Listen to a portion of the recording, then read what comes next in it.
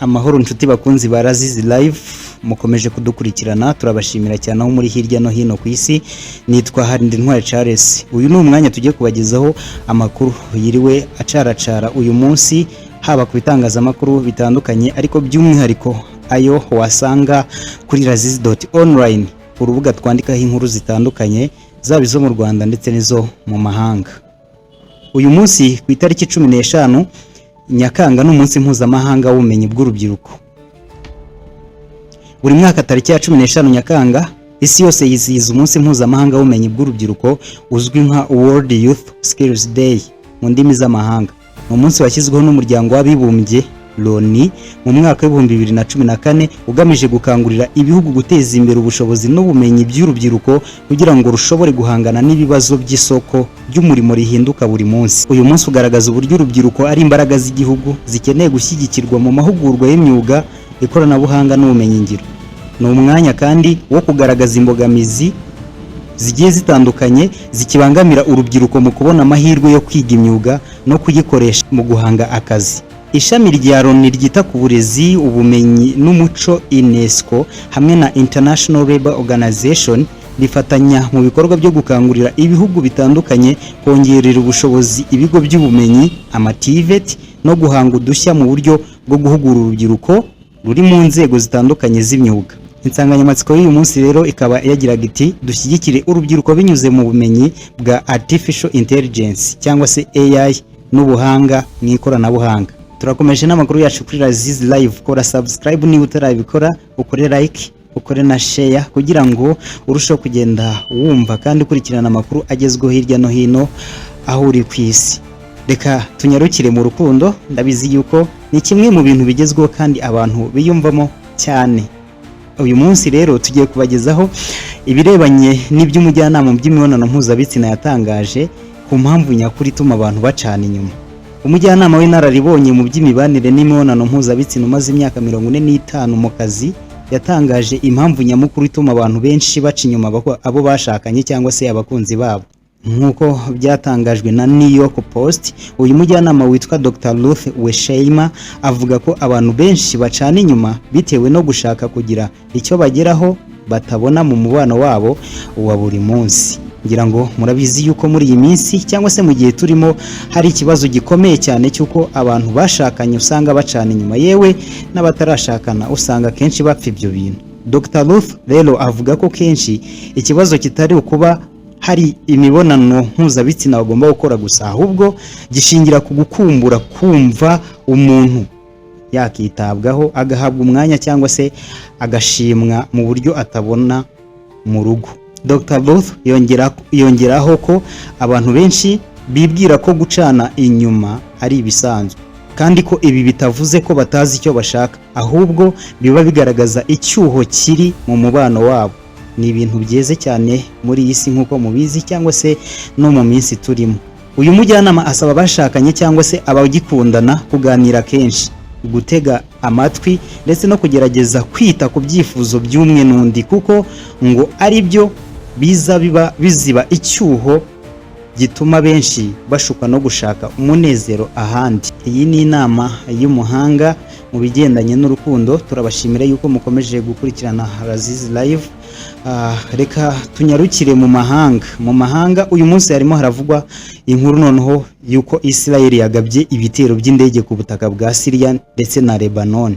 Dusanzwe tuzi yuko hari intambara ikaze hagati ya Israel ndetse na Iran, ariko noneho uyu munsi Israel yagabye ibitero by'indege ku butaka bwa Syria ndetse na Lebanon.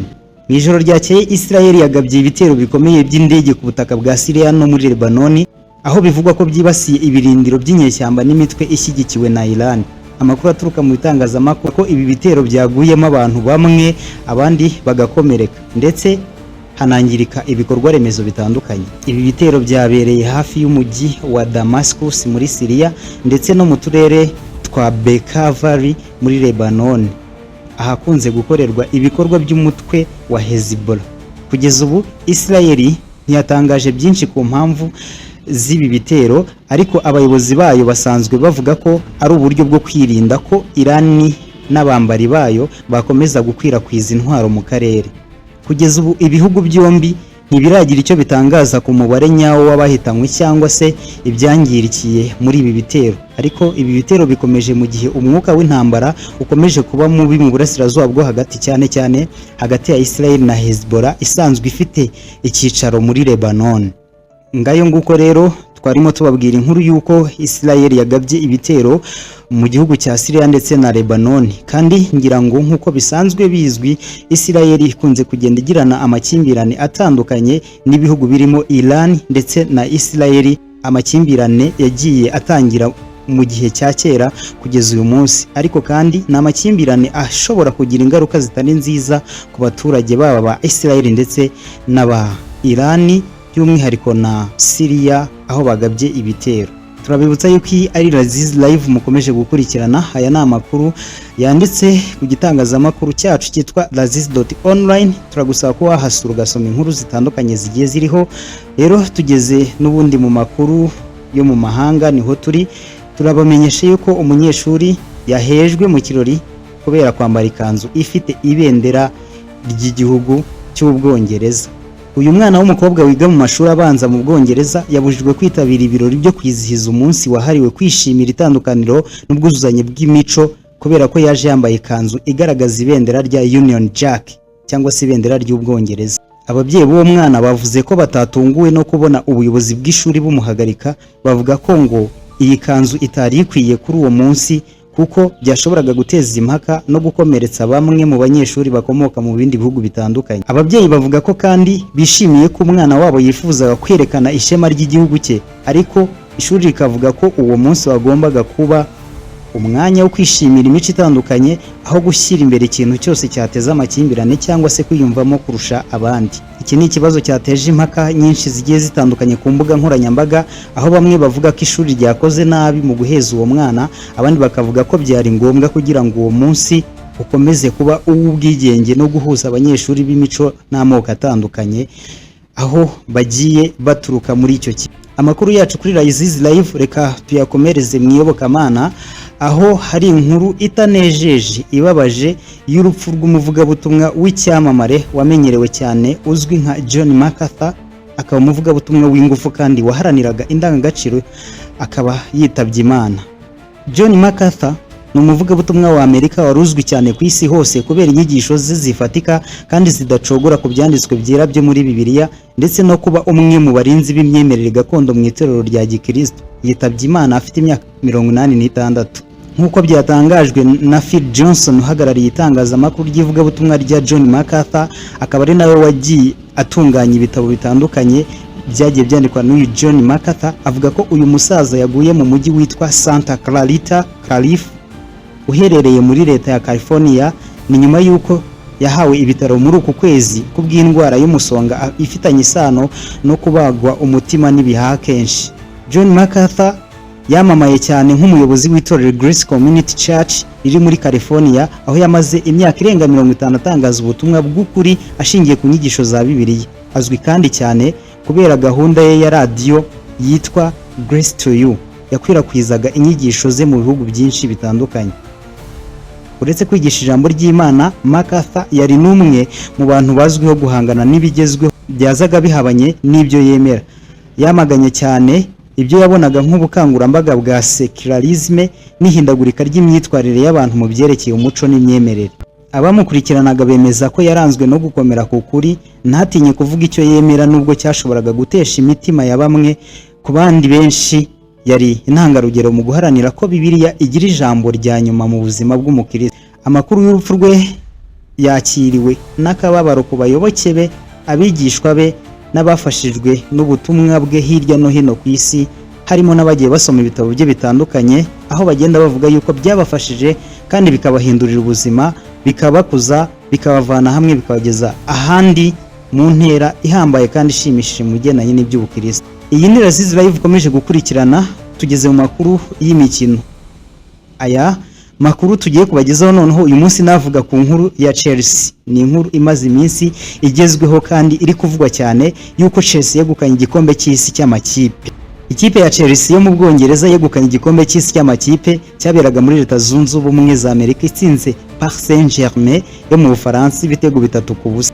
Ibi ni ibyabereye imbere y'abafana barenga ibihumbi 81 n'abandi 118 bari muri stade ya MetLife Stadium i New York, barimo na perezida wa Leta Zunze Ubumwe za Amerika Donald Trump. Bitamenyerewe yuko yitabira imikino, ariko kuri iyi nshuro kubera yuko iki gikombe n'uyu mukino ukaba warabereye mu gihugu cye ayoboye cya Leta Zunze Ubumwe za Amerika, Donald Trump yagaragaye kuri uyu mukino kandi agaragara mu batanze iki gikombe. Ibitego rero byatsinzwe muri uyu mukino byatsinzwe n'abitwa Cole Palmer watsinze 2 ndetse na Joao Pedro. Muri uyu mukino kandi Joao Neves umukinnyi wa PSG yabonye ikarita y'umutuku bituma PSG irangiza umukino ifite abakinnyi bake, dore ko yasigaranye abakinnyi 9 n'umunyezamu bonyine. Usibye igikombe kandi Chelsea yatsindiye miliyoni 84 n'amafaranga 78 z'amadolari, mu gihe Auckland ariyo kipe yabonye amafaranga make agera kuri miliyoni 3,300 z'amadolari. Ni mu gihe umukinnyi muto w'irushanwa yabaye Desire Doou wa PSG, umunyezamu w'irushanwa akaba Robert Sanchez wa Chelsea, naho umukinnyi w'irushanwa aba Cole Palmer wa Chelsea. Yatwaye UEFA Conference League, yashyize akadomo ku mwaka udasanzwe wa Paris Saint-Germain, aho yayitsinze ibitego 3 bizwa bidasubirwaho, dore ko PSG yatwaye ibikombe byose yakiniye muri uyu mwaka ndetse inatsinda imikino mike cyane ugereranije. Iki kibaye igikombe cya kabiri cy'isi cy'amakipe Chelsea yegukanye, dore ko yagiherukaga mu mwaka wa 2021. Ni mu gihe ikipe ifite ibikombe byinshi ari Real Madrid ifite ibikombe 6. Nubwo ariko ibi ari byo bikombe bibarwa, FIFA yatangaje ko iki ari cyo gikombe cy'isi cy'amakipe cya mbere kibaye.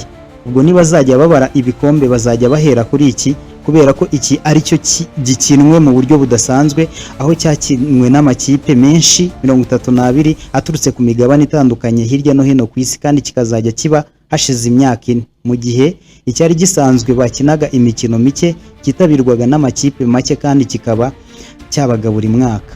Aba bakinnyi ba Chelsea kandi bafite ibyumweru 3 by'ikiruhuko bakagaruka kwitegura Premier League, aho bazakina na Crystal Palace ku itariki ya 17 z'ukwezi kwa 8, naho Paris Saint-Germain ikina na Tottenham tariki ya 13 z'ukwa 8 muri UEFA Super Cup. Igikombe cy'isi cy'amakipe kizongera gukinwa nyuma y'imyaka 4 mu mwaka wa 2029. Turabashimiye cyane inshuti bakunzi ba Laziz Live ko mwakomeje gukurikirana amakuru yacu live. Turabibutsa yuko dufite igitangazamakuru ni laziz.online, mwagisura mugasomaho izi nkuru zitandukanye n'izine tutabasomeye, ari iz'urukundo, iz'ibidukikije, zo mu mahanga, iyobokamana, guhanga udushya ndetse n'izindi. Mukomeze mugubwe neza, mukande subscribe, mukore like, mukore na share. Nakagaruka, nge nitwa Rindintwari Charles.